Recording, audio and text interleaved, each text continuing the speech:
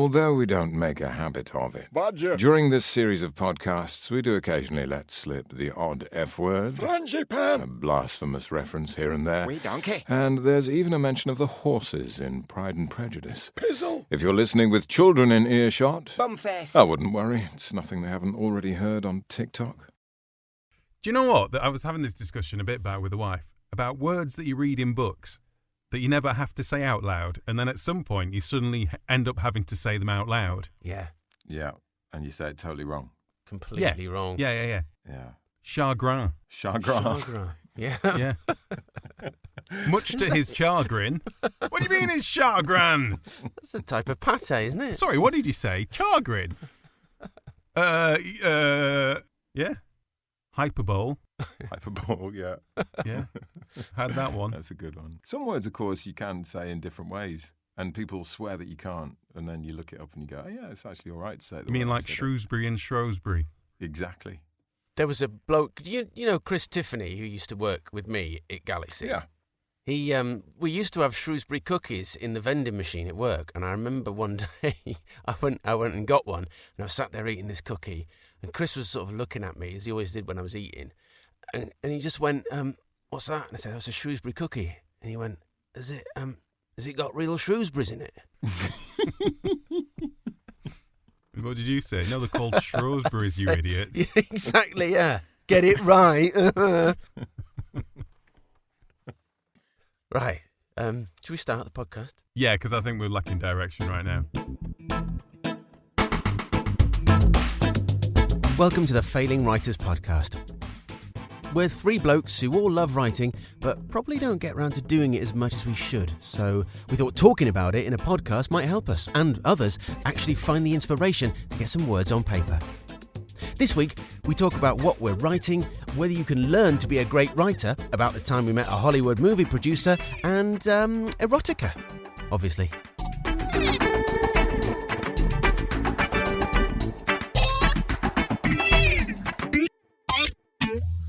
Well, let's start with you, Tom, because you've actually said that you've written something this week. I have. I've been beavering away, properly, enjoying it as well. Whoa.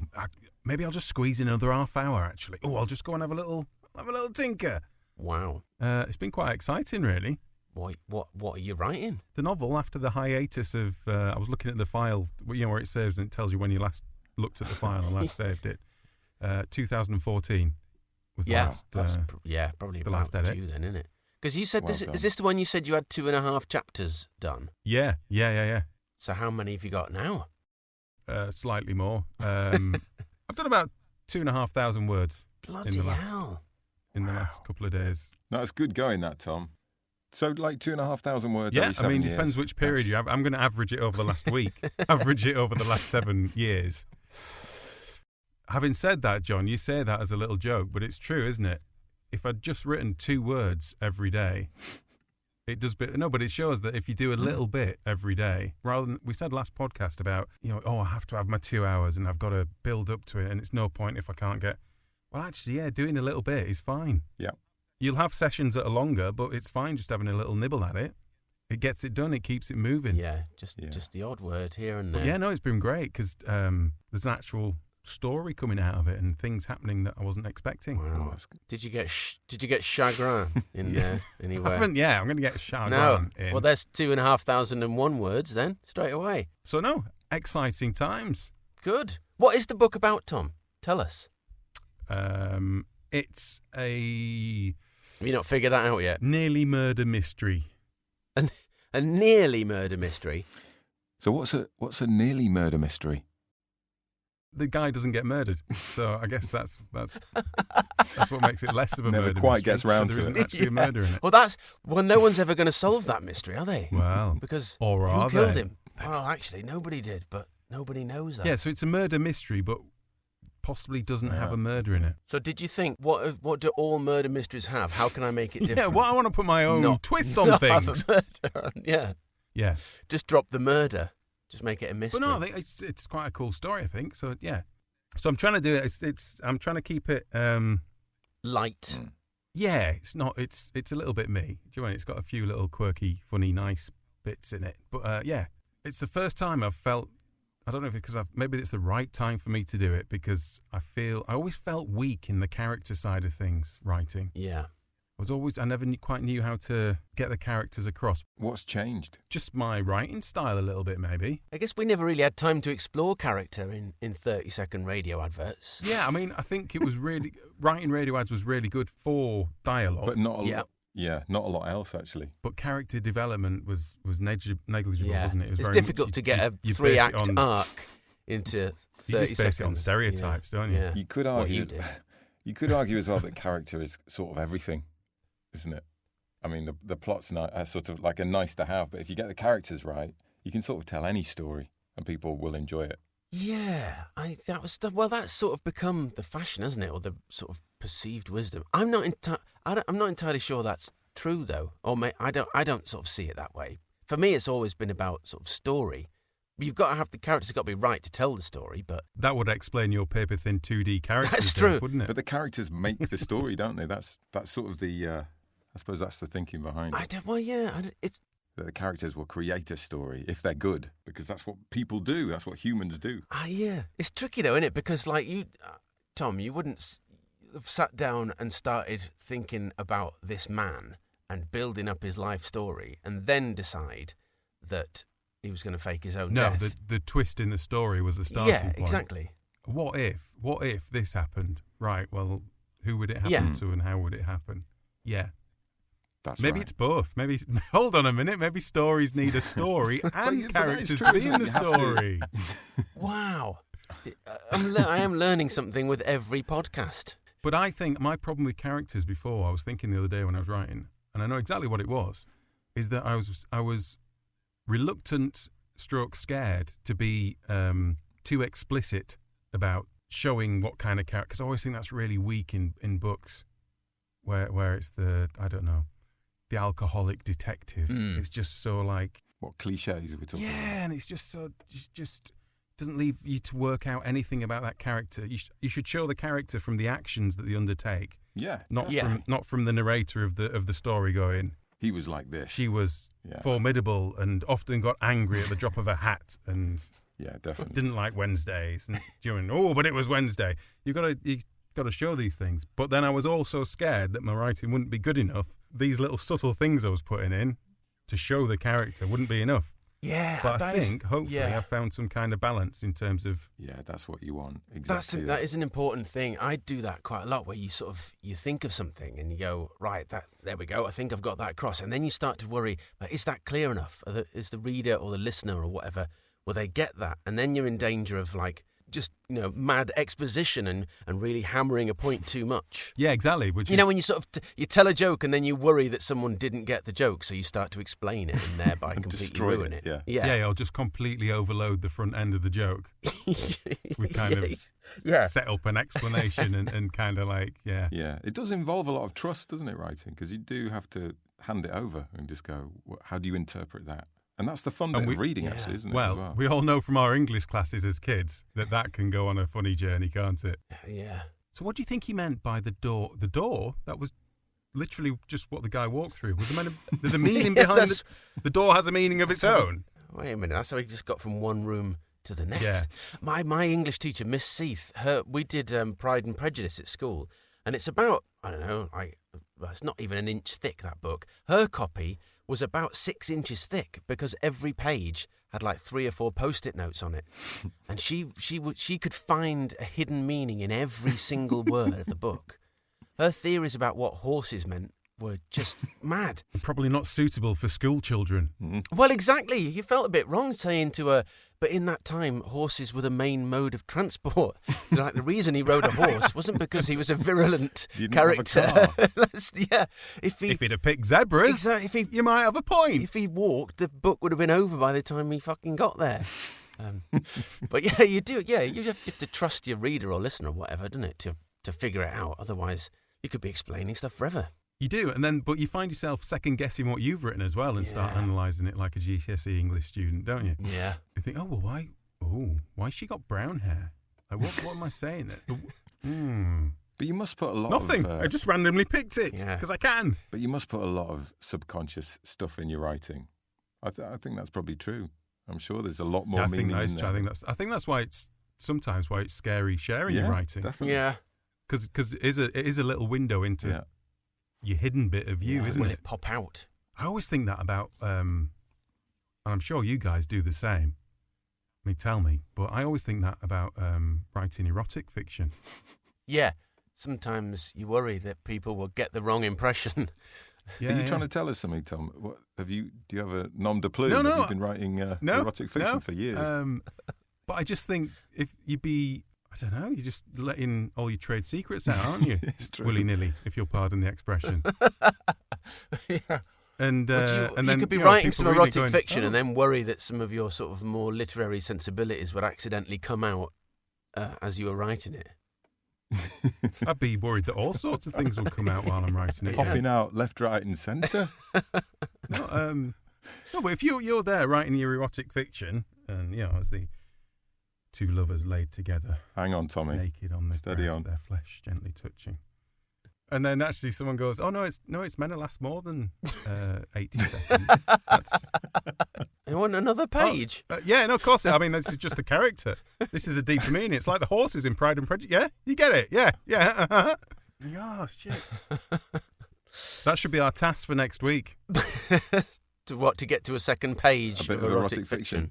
I did actually have an idea for using erotic fiction as an opener for a book. I'm always big on the openers for books. I don't know if it comes to the advertising part of me, of wanting to hook people in. Yeah. You shouldn't you? In the first page of a book, it should be whoa, what's happening here? There's no point writing a really awful page and then doing 302 really No, good don't ones put that after at the front. You put the awful pages in the middle of the book, don't you? Exactly, yeah. Not at the front.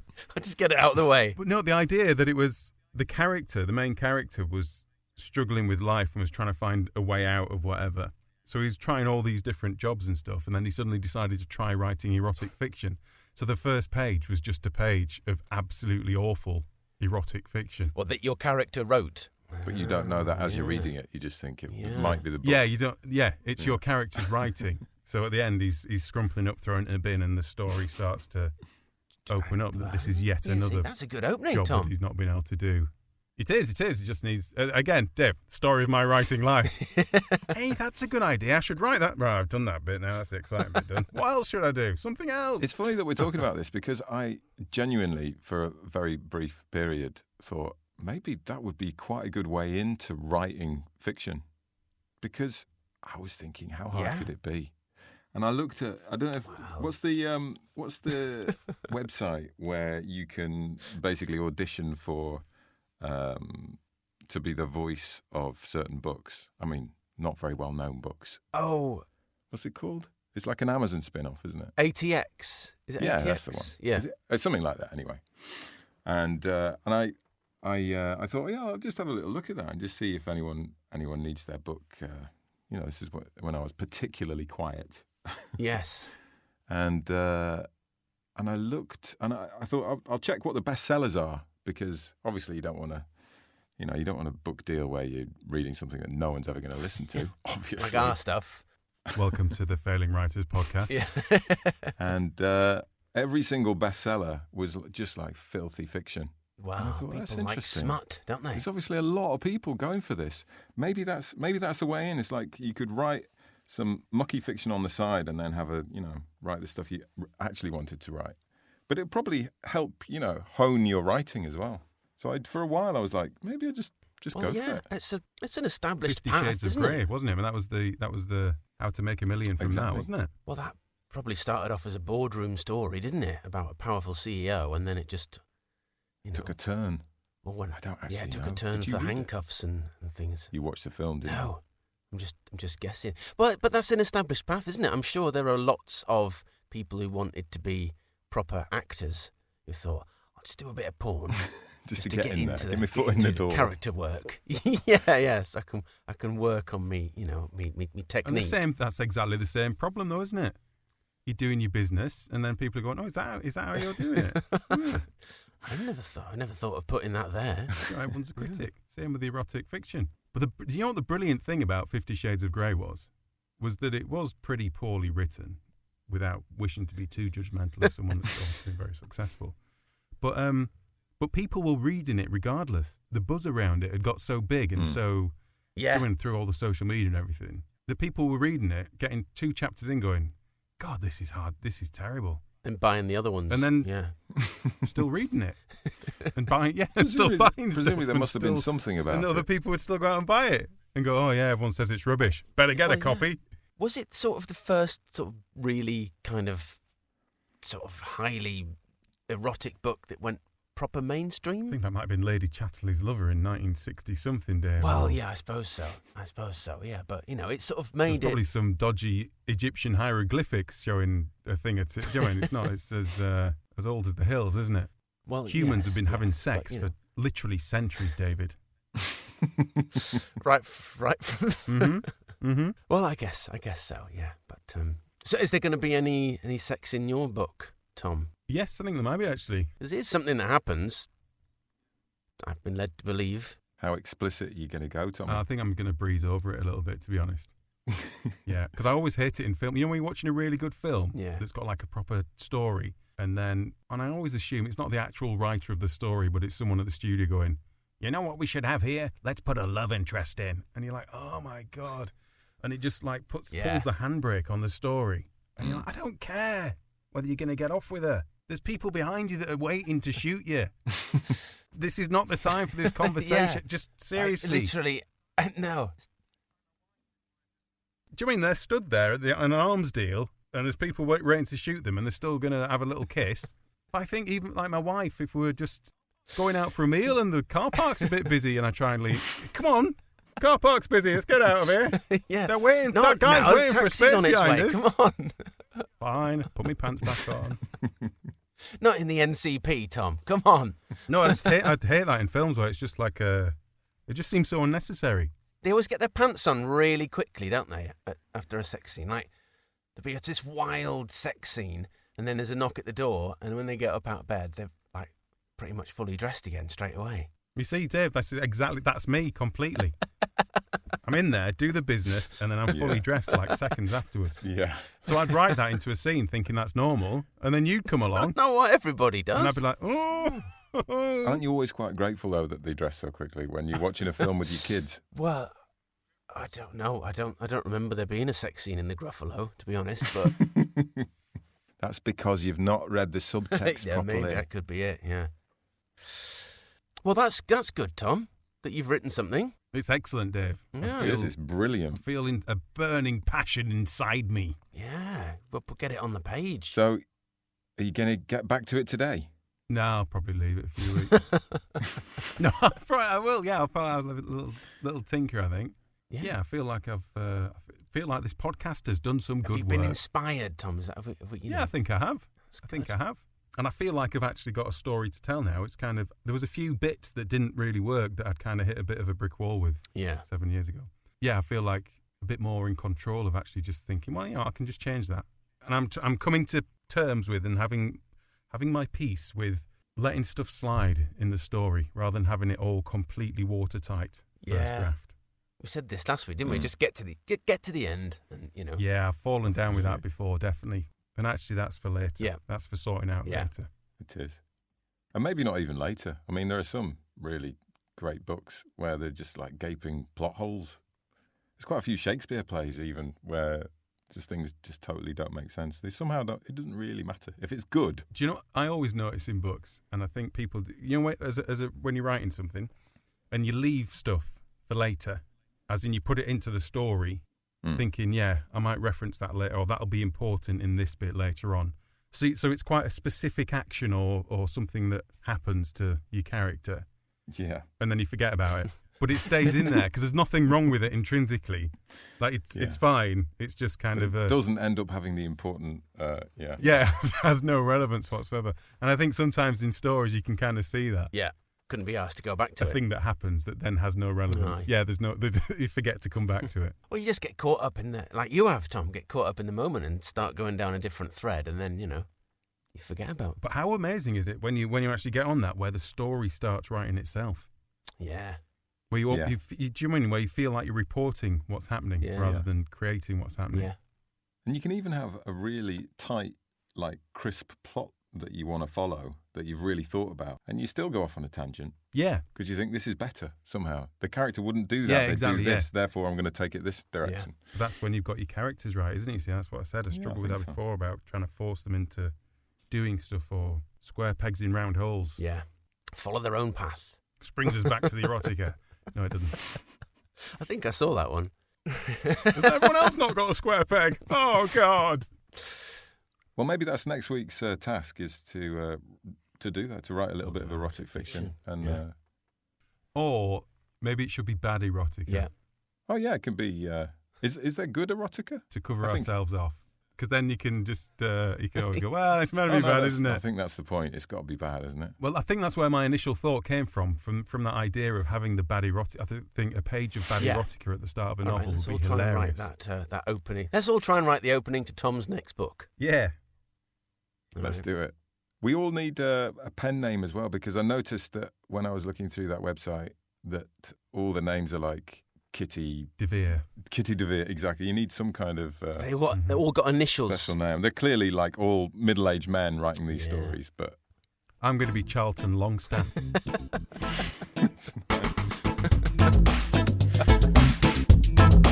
You're listening to the Failing Dieters What? Writers? Ah, right, yeah, cool. Oh, I didn't realise. Do you want some crisps? You've got to have an initial, though. That's quite a big thing, isn't it? In your writer's name. Oh yeah, right. Isn't that for more serious writers? Well, apparently it's quite a big sort of power move in sort of Hollywood circles. You mean like C.S. Lewis? Yeah, exactly. Yeah, W. Shakespeare. You got to get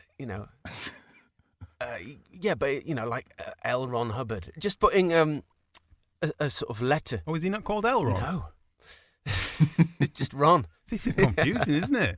But apparently putting there's a theory that putting the right letter in your writer's name can have a massive impact on whether you're seen as being sort of successful and serious, or just forgotten about, like M. Night Shyamalan. And what's the correct letter? I don't know. That's the problem. If I knew it, I wouldn't be on this podcast, would I? I'd be sipping champagne somewhere. But it can't be the letter of your name. Yeah. It's got to be a letter that doesn't appear in your real name. Do you have a middle name, Tommy? Yes, Edward. So this is where we get confusing, because I'd be Tom E. Turner. So I'd be Tom E. Turner. Tommy Turner. So like Elron, people would get confused and think I'm called Tommy. You could be T. Edward Turner. Yeah. See? I'm just ever grateful that my parents didn't think to give me the middle name of Ian, I guess would be my starting point. Because that would spell tit. Oh, okay. I was thinking Tommy-ian. Okay. Welcome. Thanks for coming to me. Thanks for coming. But what about you, John? Have you been using your... Got any initials? I think J.C. Rand is quite good, actually. I think I'm going to change that immediately. Rand.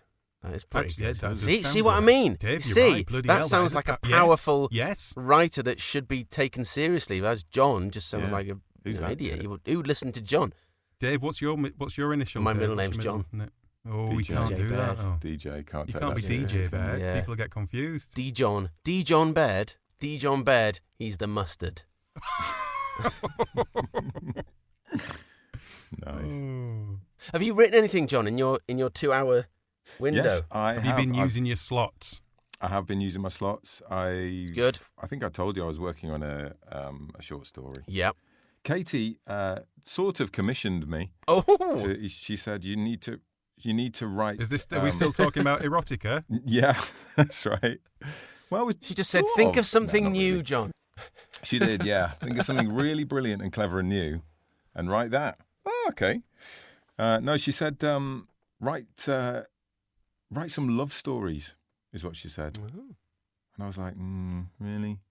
And she said, yeah, well, you got 3 already, and you could put out a little book for Valentine's Day. Anthology. A little book of love stories. She said it's the kind of thing that you never know. I thought, yeah, I'll. But sometimes it is nice. It's nice to have like a restriction on what you write. Do you know what I mean? Like a direct, not just a direction, but you have to focus on one particular thing. Yeah. It can be. Yeah, there's a lot of truth in that. Having a brief. If you're just given carte blanche or carte blanche, as Tommy would say, then Carte blanche. I Carte read it in a blanche. book. then it's actually really difficult, isn't it? It's like people who write, like lipograms and things. When you're writing within a constraint, like there's that novel. Just for our listeners that might not know what that is, what is it? A lipogram is when you miss something out. You can't write something, I think.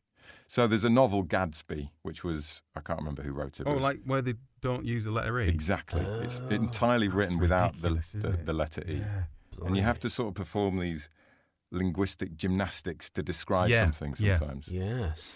But I've done that with a lot of my writing where I don't include a story because a lot of writing does have a story. Yeah. And it's very hard. Most of mine writing just doesn't have a point. without a story. You've no idea when you're finished. Is this the beginning, the middle, or the end? But no, about the writing thing, because I've done given some training when I was working in radio on writing. The bit about writer's block in there, I claim there's no such thing as writer's block. It doesn't exist. Right. All it is not knowing your brief, not knowing what you're meant to be writing. Because we were all used to working from a brief, weren't we, in the olden days? Because if you know what you're meant to be writing, you can write. Yeah. And that's exactly what you've just said, John. And you have tricky bits where you slow down and you don't do very much for a bit. But yeah, you're right. It's not a block. No, it's not. It's just a problem to work out. No, what it is, you don't know what problem you're trying to work out with your writing. Yeah. Mm. As soon as you've got something to explain, you've got something to write. But that's exactly what you're saying there with having a little brief, a little direction of it needs to be this. Yeah. It gives you that little bit of framework, doesn't it, just to start building stuff around. Yeah. Rather than staring at the screen going, what should I write? Also, love stories are really hard. So it's quite a good challenge. Well, yeah. And totally out of my comfort zone, I think. I don't know whether that's a good thing or a bad thing. Maybe you should just write in your comfort How's zone. it going so far? Have you started? Did you? Yeah. I've nearly finished this one. I've been working on it for 2 months maybe. But it's become longer than a short story really, because normally you'd want to wrap it up around 3,000 words or something. But I've already got to about 6,500 words. Well, might as well keep going now, then, don't you? And where does your natural lean take you on a love story? Then is it all sunshines and rainbows, or is it bittersweet and melancholic, or is it? Well, you know me, I'm a bit bittersweet and melancholic. Yeah, okay. Yeah. I tend to go down the darker route. Well, no, actually, that's not true. All over, to be honest. The other ones I've written they're all really different, and that's also It's good thing to have, isn't it? Interesting. In a collection of stories, for them to be different. I think so. Important, isn't it? But I like writing in different styles as well. I find that really interesting. And I think, a lot of people say you should write about your own life, which I sort of agree in. I agree with to a certain extent. Like you should write about the things that interest you. Yeah. Don't write about your actual life. I would never write about my own life. I would never write about. Boring would that be? I know, that's what I mean. I'd never write about being a middle-aged bloke who does voiceovers and lives in Yorkshire. I mean, yeah, I couldn't be arsed. I arsed. hear that. Like the whole point of writing is that you get to live through other people. Yeah, it's a bit of vicarious escapism, that's isn't the there? fun in the of whole it. thing. Yeah. I can't imagine writing your own memoirs. I can't imagine anything more dull, to be honest. Well, there's a thing. But interestingly, saying you write about what you know, in the novel that I've just started rewriting or started writing on again, initially I'd set it in the States because it just seemed sexier and more fun. And then as soon as I was actually doing some proper writing on it this week, that just got really hard. Yeah. Just for the little bits of indications and stuff there was a bit where just this woman's driving down the street and it says passing such and such, shops, and you think, oh my God, what kind of shops would they have? I don't want to research it. I just want to write. Think exactly. I know, but that's such a waste of time, isn't it? For just the sake of nothing. Isn't that great though? That is a very cool thing though, isn't it? The fact that you can, I don't know, however long, 15 years ago, to do all that research. What a pain in the arse. Yeah. But now you literally, if you want to visit a street in Seattle or something, then you can just go there, walk down the street and have a look in the shop windows, and it is mentally brilliant. Yeah. That is one thing though that I shy away from doing in writing it, because I know it is quite an important part of a lot of people's writing process is to research things. But I'm just a bit too lazy for that. Instead of actually researching stuff, I'll try and find a way around it I'll not mention that, Yeah. Like exactly that point of, what shops would there be? Like, in writing something that took place, that book that I was doing about, okay, so what was going on in 1989? Instead of thinking about it, I try not to mention anything that specific. maybe I should be a bit more conscientious. I think but you're right. You were alive in 1989. I was alive. So you are writing about what you know as well. Do you mean there's kind of I wasn't, I was 9. So that's, Quite little, yeah. Yeah, well, that's good, John. That's quite exciting. So is it going to be like a big collection, big sort of co-op anthology of love stories? It's probably not going to be that big, is it? Well, I'll just keep going. Let's see. Yeah. I'm doing it as part of other things that I like that I've started writing. I've got a book that I've started as well. Oh. That's a bit longer. It's a novel, and it's like a sort of comedy sci-fi. Wow. Oh. Which is very unlike the sort of stuff. I actually decided that I should probably try to write something that people might want to read. That was the brief for that one. Yeah. Rather than like a philosophical novel about free will or something. So yeah. You're listening to the Failing Writers Podcast, a podcast about failing to be a writer. Well, it's funny, isn't it? Because it is important to like have that sort of have a brief, have an idea of what you're wanting to do. But I was thinking about this the other day about when I left Galaxy and became a voiceover with the idea of sort of dedicating myself to writing. I did a load of like writing workshops and seminars and training sessions and that sort of thing with a Screen Yorkshire. And there were like some BBC writers room things that I went on. And on the one hand, it was really, really good to sort of learn new skills. And it was a lot of talk about story structure and character arcs and character development, all this sort of thing. And also from the BBC point of view of looking at, okay, what are we looking for? What sort of programmes are we commissioning at the moment and all that sort of thing. And it was great in one sense. But in another sense, I found it quite prohibitive because whereas before, I would just sit down and just start writing stuff and just see what came out. And I would just write. When I was a teenager, I'd write for hours and hours and hours. And most of it was garbage, but there'd be some good stuff in there. Then I learned all this stuff about writing. And I became so focused on, like, thinking about what I was going to write and what the audience would be and how I would frame it and how I would structure it. I ended up not writing anything at all. For literally years, I didn't write a word. Because I spent so long thinking about what to write, I would talk myself out of any idea that I had. And it was only sort of recently that I've stopped doing that and stopped thinking too much about, I guess, a balance, really, isn't it? It is. You've got to think about what you're going to do. But I think you've got to trust your own talent, though, haven't you? yeah, well, that's the problem, isn't it? But you've also got to, I think you've got to have it, if you've got it in the back of your mind, Yeah. it's kind of enough, isn't it? Yeah. Do you know what I mean? And the more you practice, the more you write, the better you get at it. And you don't even have to think about it. It's like, you know what's working and what isn't. Yeah, it's right. You're talking about sort of character stuff. You've got to kind of know about your characters, but you don't want to put all that into your book, like you said, Tom, or whatever you're writing. You've got to know it so that it informs decisions. But that's the sort of balance to try and strike, isn't it? Of like, how much do you keep in the background and how much do you let ooze onto the page? Because I've been reading a book about playwriting. Have you guys like read books on how to write and how to sort of to do stuff? Yeah. Because I've got this book that it's about playwriting, structure, character, how and what to write by Stephen Jeffries. And it was given to me by my friend Andy, with whom I've been trying to write a play. And my first thought was that clearly Andy's taken a look at what I've written so far and gone, I better buy him a book. yeah, you're going to need some help here. But it is quite helpful. It is all about sort of just ideas. And a lot of it, I find with these things, a lot of it you read and go, well, I know that. But there's a difference in there between sort of knowing what to do and actually having it front of mind. Like, it's good to be reminded of the stuff that you should be doing. Yeah, I think so. So have you finished the book? No. No. Like everything that I've ever written, I come back not quite halfway through. But no, I'm still reading it. It's quite interesting. Actually, speaking of which, the guy who wrote it didn't actually finish writing it. He died before he got there, so someone else had to write it for him. To be fair, compared with some of our excuses, that is a pretty good excuse. That is a pretty good excuse not to write a book, isn't it? But no, it's good. And it's helpful because it sort of references a lot of real, actual plays and things that you could, if you wanted to, if you were so inclined, look at and see what he's talking about. See, I get that for talking about like the structures of things and what have you. But when it comes down to the craft side of things, I don't like it. Why not, Tom?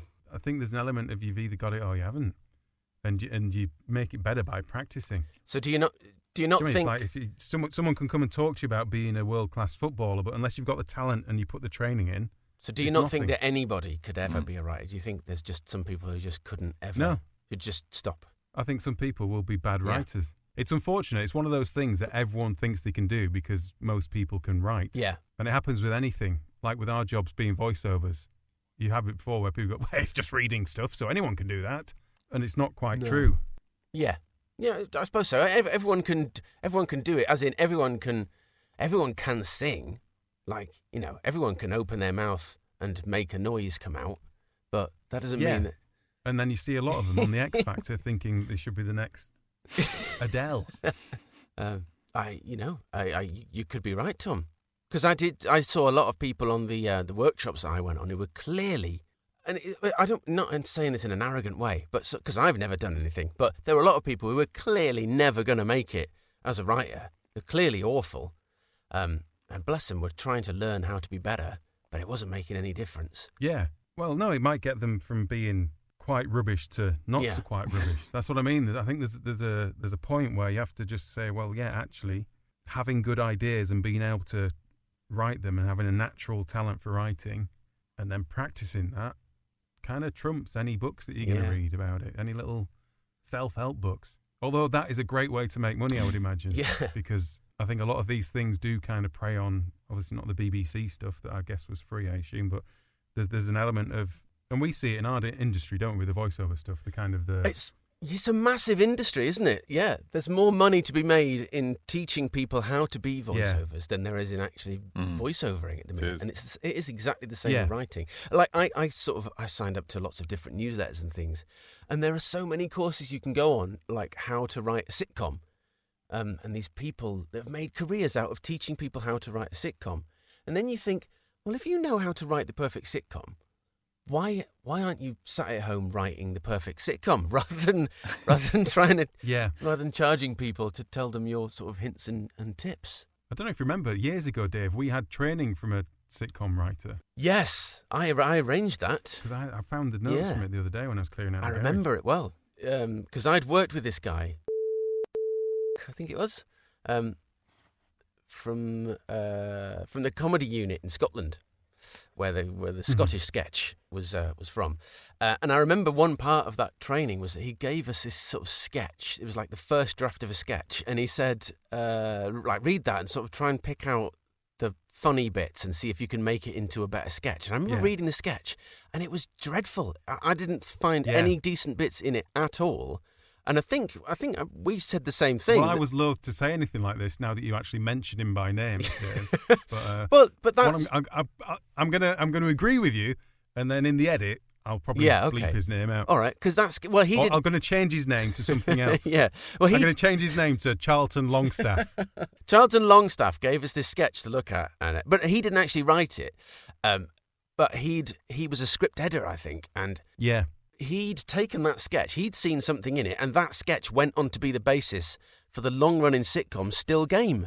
It was probably the first half of a very funny sketch, Dave. It was probably the first 40 seconds. And we're like, well, why is there no punchline in it? This is the Scottish way. We don't have punchlines in our sketches. We just get rid of the punchlines. No time for them. Yeah, that was that. But I don't know if these things are uplifting and inspirational or depressing. When you see, I think that's the thing. I find them quite depressing. Yeah, like you can work and work and work on something and think it's really good, and then something that it's just dreadful comes along, and that somehow ends up. But is it because it's got the right I mean, there is the people behind possibility it? that we're completely wrong in our judgment of stuff, but I mean, that I seems, doubt it. That I seems doubt unlikely. it. Yeah, I think sometimes it's the right people are behind it at the right time, or it's framed in and the it's right about way. taking risks or not taking risks and stuff. Yeah. I mean, you hear that a lot, don't you? When if you watch, say, a documentary about how The Office got on air or whatever it is. Yeah. Do you mean that there's someone somewhere that's gone, do you know what? Sod it.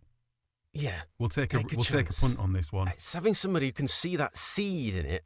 Because I think it's really easy, isn't it, when you're writing something to be absolutely obsessed about making sure every detail is perfect. But when it comes to the process of actually, the real word of commissioning stuff, they're often looking for like a seed that goes, oh yeah, there's something in that which is really good. Like all these other 50,000 words don't matter, but that one, the way that he's written chagrin there is so good.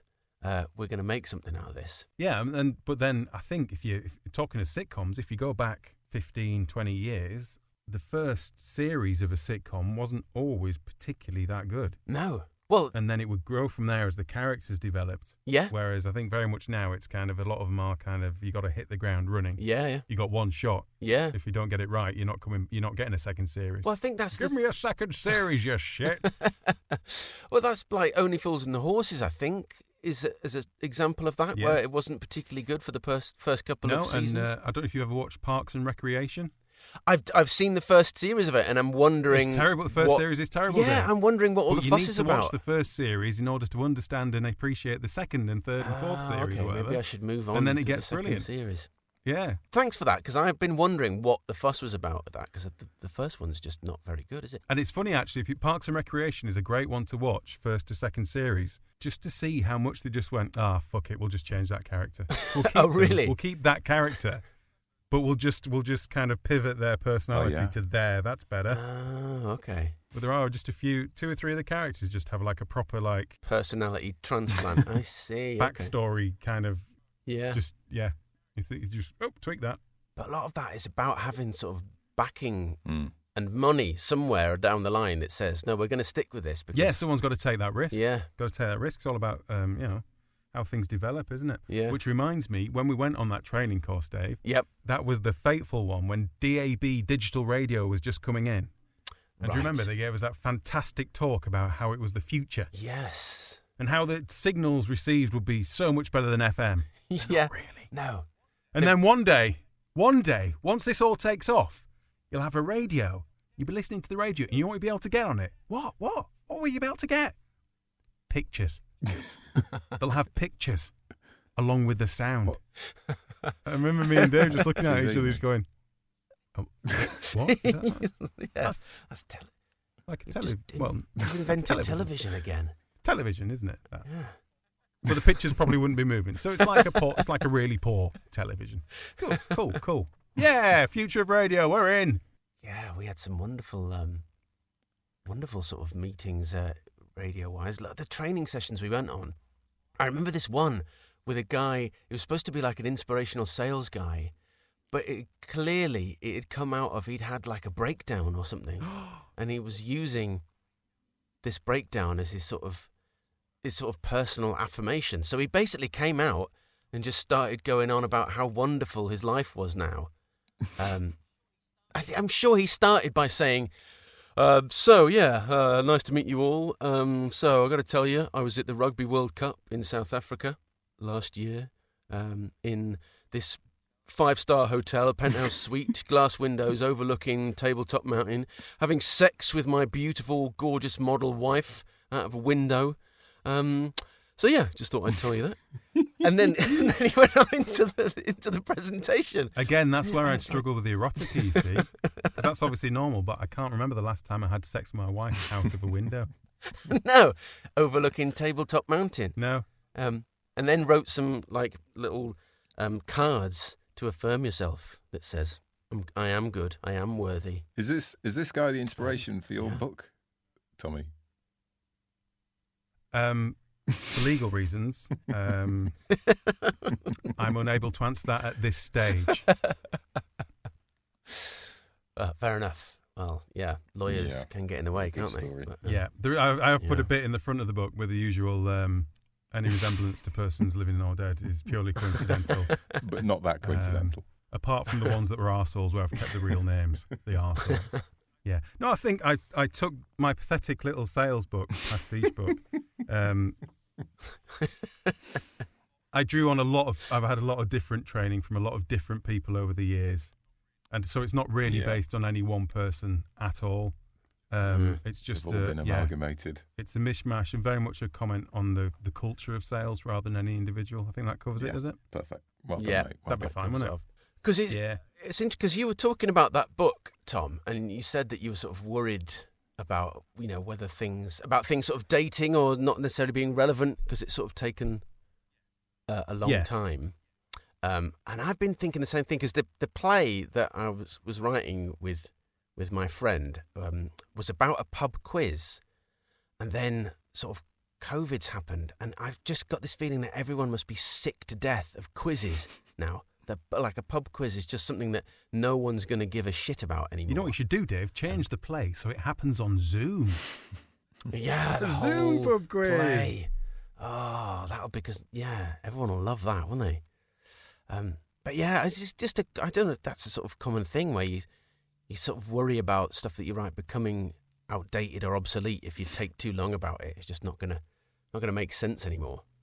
Like, because it's something that I like what we've done so far, and I want to do a bit more on it. But I'm worried now if anyone's gonna care, or if anyone's gonna. I think people will we've be got to so go keen back to what get we've back talked into about theatres. before, David. It doesn't Yes. matter. Just it get doesn't it done. matter, does it? Also, No. people are desperate to get back to the pub No one's or really- think about the pub in any Yeah, shape or form. that's true. Just call the play a return to the pub quiz, and everyone will be over it like a rash. I love it. Turn to pub quiz. Well, see, the cool thing about it, the great thing about the idea is that whilst watching the Ooh, play, listen to Dave saying you how great actually, his idea is. Must be good. Go on, Dave. What is so great about whilst your watching idea? the play, you can actually do the quiz. So even if you come don't on. like the play, there's a pub Really? quiz to do whilst you're watching that it. is a good that. idea. So you get given a bit of paper as you go in and a pencil. So the sort of the idea is instead of it being like you're going to the theatre to watch a play, you're going to the pub to do a quiz, and you get your quiz sheet and your pen and all that, and then whilst you're there, this story unfolds on one of the other tables. One of the other teams has this sort of domestic thing going on, and you overhear That's it very all good, Jim. during the Yeah, I like quiz. that. You should finish that. Yeah, should do. Well, we've done like a draft of it, but it's then sat on a shelf for like a year and a half. But should go back to that really. Yeah. Definitely. Now I've read the playwriting book. Or some of it, anyway. Get back in there. But are you guys theatre goers? Have you ever thought of writing a play other than rather than a book or anything like that? Is it? I love the theatre. I thought you were a sort of theatre. I've written a couple of short plays when I was at uni. Yeah. I thought you were the type, but John. I'm talking short, like half-hour little thing. Yeah. But I've never thought about writing an entire play. An entire play? I quite like the idea of a play. I like the restrictions. Yeah. I guess back to what we were talking to before about having a brief and having a, Yeah. do you know what I mean, kind of a framework that you have to start from. Mm. Yeah. But the kind of idea, right, you've probably got like 4 players at most, really. And everything's got to be done on this one place, but try not to make it boring. I quite like that as a premise. That's how we started. Was thinking about, because we just thought, well, we'd have to somehow put it on ourselves, which means we'd have to have a very simple, sort of stage and a very limited cast. That was the sort of starting point, and then it sort of went from there. But because I'm not a big theatre person, but I think it's quite a good exercise to sort of write a play. I think I quite like even just writing Yeah, definitely. like a radio play or whatever it is. There's something very freeing about just doing all the work through dialogue.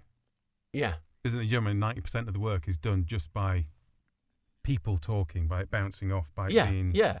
That's when your characters have to be absolutely like nailed on, innit? Because if they're not interesting people and the whole thing is just people talking. Yeah, and if it's they're not doing boring. what they should do, unless there's a really good reason not to, it kind of falls... Not No. not a single car chase No. or explosion. Well, they can the be, whole can't thing. they? Just you can't see it. That's the thing about the players. It's kind of a Yeah. bit like writing radio ads. Yeah. The Yeah. theatre of the Sort of mind. Yes. darling. Just imply that it happened. Yeah, looking out the window. Katie and I had for many years we've talked about when we're 50. I don't know why. Probably seemed a long way away at one point, didn't it? Yeah. I think that's probably what it was. When we're 50, we need to write a play, devise some kind of two-hander, and then we'll take it to Edinburgh. Quick tip for you, John. If you're going to do that, don't do it when the Edinburgh Festival's on, because it gets really busy. You're better off do it another time. Yeah? You'll be able to, because otherwise you won't be able to get a hotel and stuff, or a lot of the theatres will be full. So, yeah, if you're going to... That's a really good point. Yeah. Or don't do it in Edinburgh, do it somewhere else.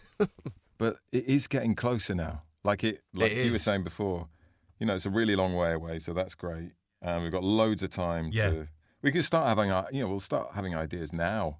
Now we're like 38, and now there's not that long to go. We still haven't had an idea for it. Not that we've been thinking about it, but yeah, might be time. Yeah. Somehow, through some superhuman perseverance, or maybe you've just left it on in the background by mistake, you're still listening to the Failing Writers Podcast. We've discussed the fact that it's less and less likely that I'm going to become a professional footballer now. I think that ship has sailed. I'm probably past the age bracket to be England captain. I'm probably in the age bracket to be a professional darts player still. Yeah, but I'm like... I'm not really in the being any good at darts bracket. So that sort of writes that one off. So it's just the writing that's left. But, I'm getting on in that sense as well. It doesn't matter how old you are, though. Well, I do often wonder if I've sort of, peaked a long time ago. No.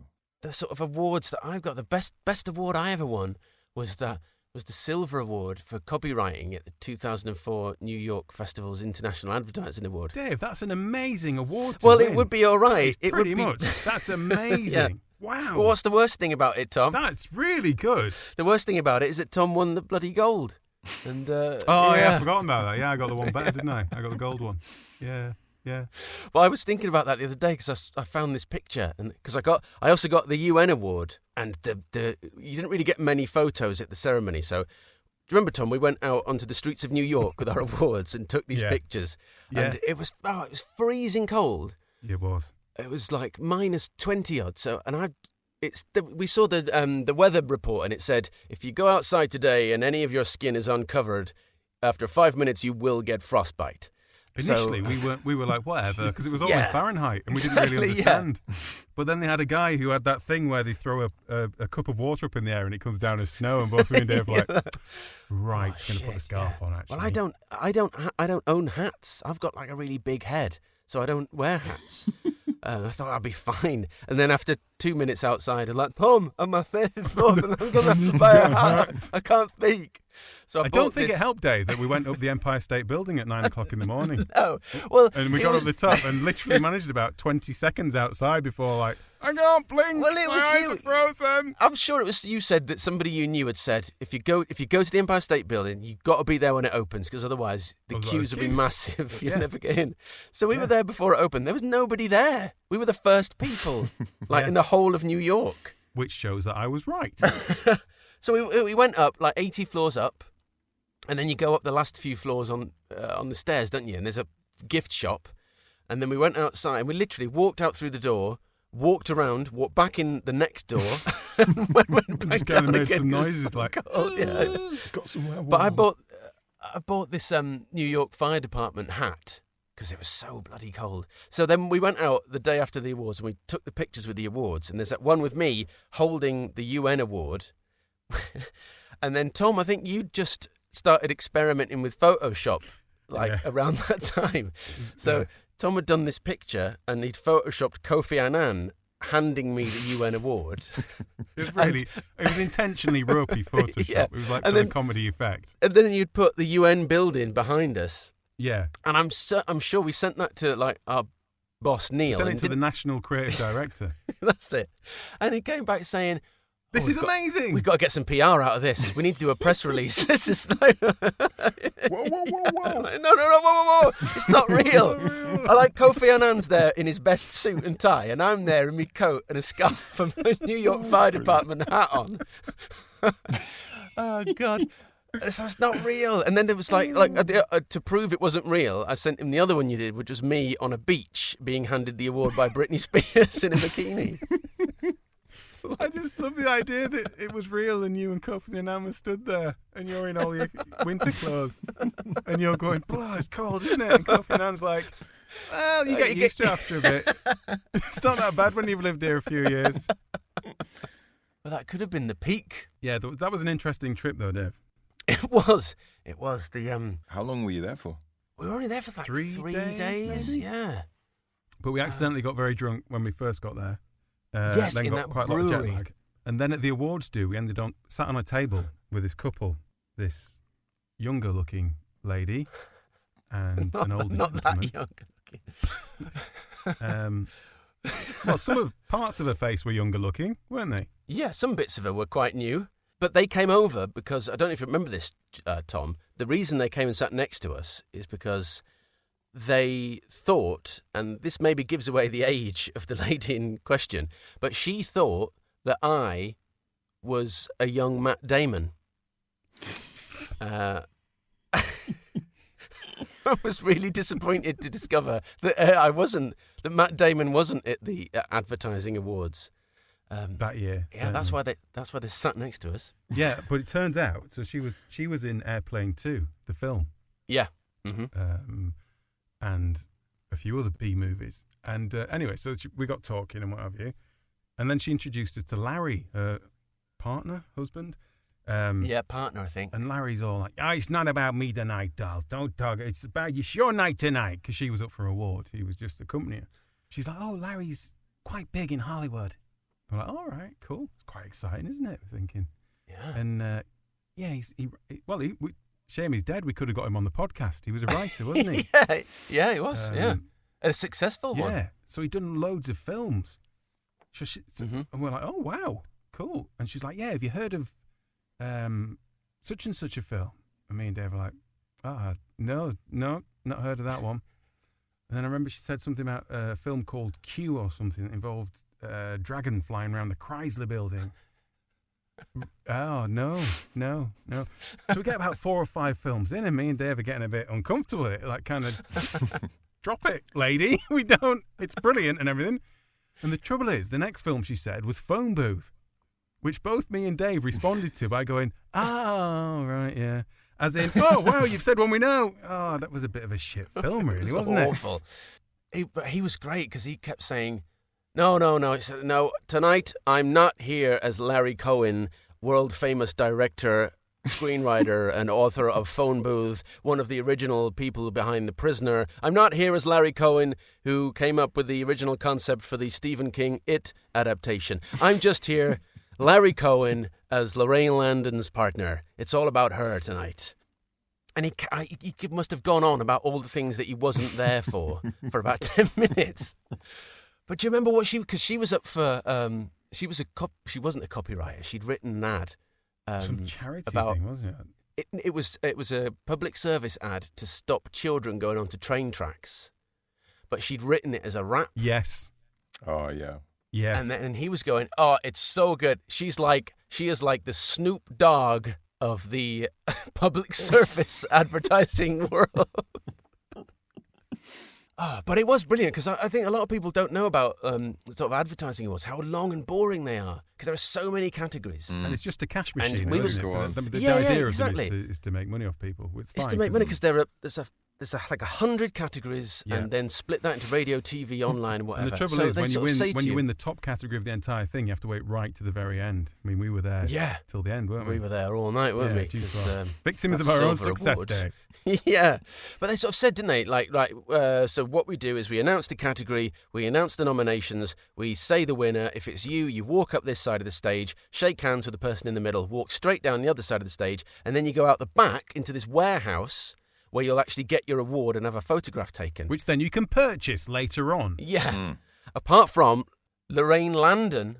Lorraine Landon was the only one who had her photograph taken on the stage, which made me wonder if Larry hadn't had something to do Suggesting with... he just paid for the whole thing. Oh, I'm not saying that, but it was suspicious, wasn't it? that the only person who got up and won and had their photo taken on stage was there with a Are successful you suggesting that Hollywood Larry Cohen, director. God rest his soul, the famous Hollywood producer and writer, Yep. had forced children Writer of in Los Cellular. Angeles to get run over on the railway lines in order that a public service messaging needed making for it, that then Lorraine Landon could write a rap to? Stranger things have happened, Wow. Tom. Wow. So What a murky world it is, the world of advertising. it is. Is she the lady on that Instagram thing that you sent the other day? Yes. Yeah. Yeah. She's still a Lorraine Landon. She's still on Instagram. Yeah. Bless her. Yeah, going. looking at it, interestingly, I think on average she's still the same age as when we met her 15 years ago. That's LA for you. You take an average of all the parts, she's the same age. Because she's had plastic surgery. Just to explain it. Well, I can still remember the look in her clearly cataract eyes when I said that I wasn't Matt Damon. Yeah, bless her. You should have just said yeah. You should have done, Dave, really. You ruined the In whole your Bristol thing. accent as well. Yeah, but then I'd had to, oh yeah, I'm Matt Damon, and That's right. my backstory for the reason why I'm here. I'm in character for my next film. Yeah. Larry might have given you a gig. You could have been in the film. That's Come in true. the movies, Dave. You could have been in the sequel to the sequel of Phone Booth. Dave Bird is in the post box. The phone booth was brilliant though, because it was sort of because he said on the night, I've had this idea for ages and it's I was been just made. going to say this. You know when we're saying about things that go out of date, ideas that no longer work. It came out just as everyone was getting a mobile phone. Yeah. He released a film about being stuck in a phone But booth. you'll notice in the film they neatly get round that by making a big point at the start, going, "Oh no, my mobile phone has run out of batteries." Anyway, let's is it? continue with the story. To be fair, that did happen a lot. You probably back then. didn't notice it because it's very subtle. Bless him. But I sometimes I think that was where it peaked. It was just all been downhill since January 2005. Is that partly because we haven't written that much? That probably doesn't help, does it? Possibly, yeah. Maybe it's just looking at that silver award every day and realising that Tom's got the gold somewhere in his house. Just in the garage. You have it if you want.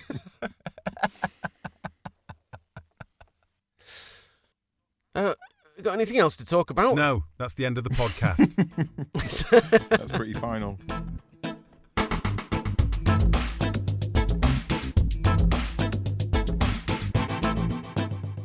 Should we recap that what our tasks for next time are? So the task for next week is to write a couple of paragraphs of poor erotic fiction. And Right. note the word fiction is very important in that, okay? Okay. Sold.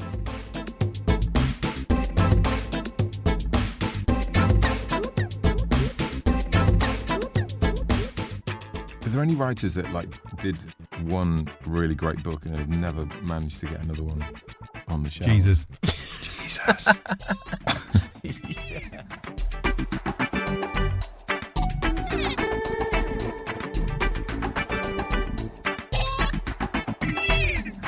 Hello? Hello? Where's everybody gone? Where's everybody gone? Where's everybody gone? Where's everybody gone? Where's everybody gone? Where's everybody gone? Where's everybody gone?